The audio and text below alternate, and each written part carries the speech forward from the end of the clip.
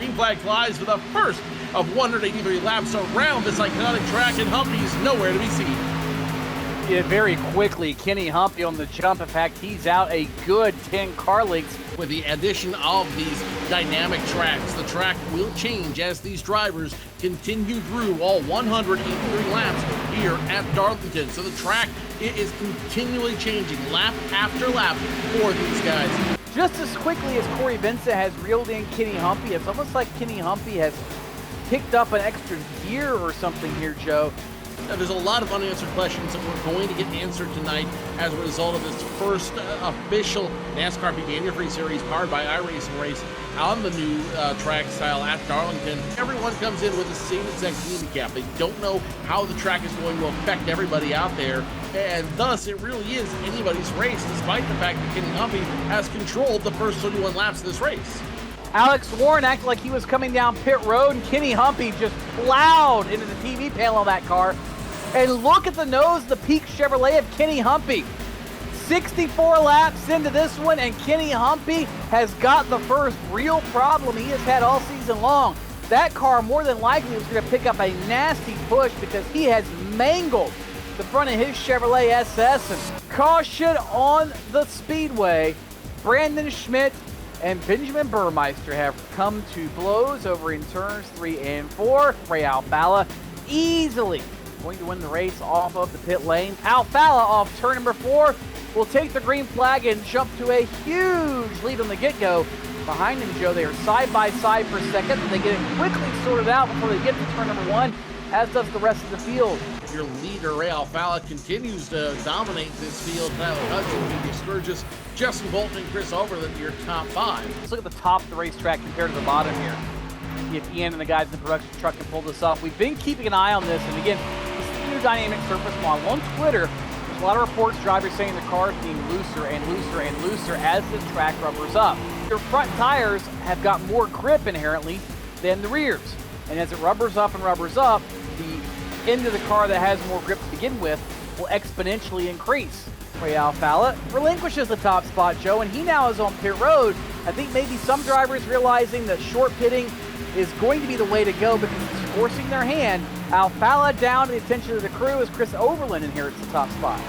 Oh, caution! Out again. My, oh my, there are a bunch of drivers trapped a lap down. Only 7 drivers being scored on the lead lap. Landon Harrison stayed out. He is the leader.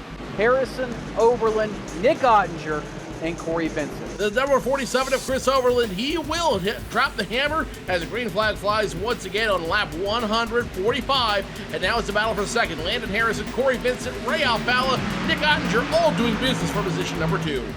A lot of new players in the field, and there's the quick caution they were all hoping for. Problems with the number 50 of Alex Scribner have put us under the yellow flag once again, and Alfalla's not going to let this race walk away so easy as you see him just all over the back bumper. All that 47 of Overland. Corey Vincent now in third as we have a battle for position number 4. Landon Harrison, Brian Blackford side by side going into turns 1 and 2. Advantage Harrison as he digs under the 33 of Blackford. Score Harrison position number 4. Now Harrison has got the newest tires of those that did not fit on this caution flag because he pitted on the most recent caution flag. Landon Harrison just about stuck his nose in there in turn number 3 to make it 3 abreast for the lead. Surprisingly, Ray Alfalla not able to make the pass. Neither was Harrison, but now Harrison will get the run off turn number 2, and he will very easily at least pull up alongside of Ray Alfalla. He's able to drive that car a little bit deeper in the corner. Wow, he's getting the 2-for-1 special. It's a BOGO in turn number 3. Landon Harrison to the point. Ray Alfalla out of control off the banking. Where on earth did Landon Harrison come from? This is the race of his career. Overland, Alfalla, Vincent, Sturgis left scratching their heads as Harrison is shot out of a cannon, and he is going to be on top of the world here in Darlington. Last time by, the gap was 0.3 of a second, and now the most recent time across the stripe, Harrison stretched it out by 0.6 of a second. That's how important tires are. I don't care if it's 10 or 15 laps. That's Darlington for you. That's sticker tires, and Landon Harrison so far has played the strategy to perfection. Gap now from the leader back to second, 1.35 seconds, and still Not going to be enough if Alfala picks up a 1/10 of a second a lap. He's got to start finding some speed. Alfala is knocking into that lead somewhat, but it really doesn't matter because the 58 of Kenny Humpy, he's being scored 22nd. He's going to pick up about 20 points in the championship.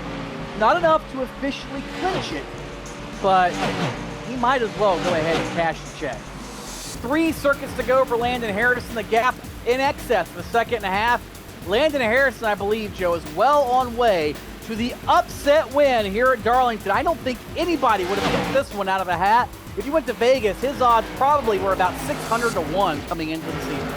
The big bed sheet is in the air. White flag over the Darlington Raceway for Landon Harrison.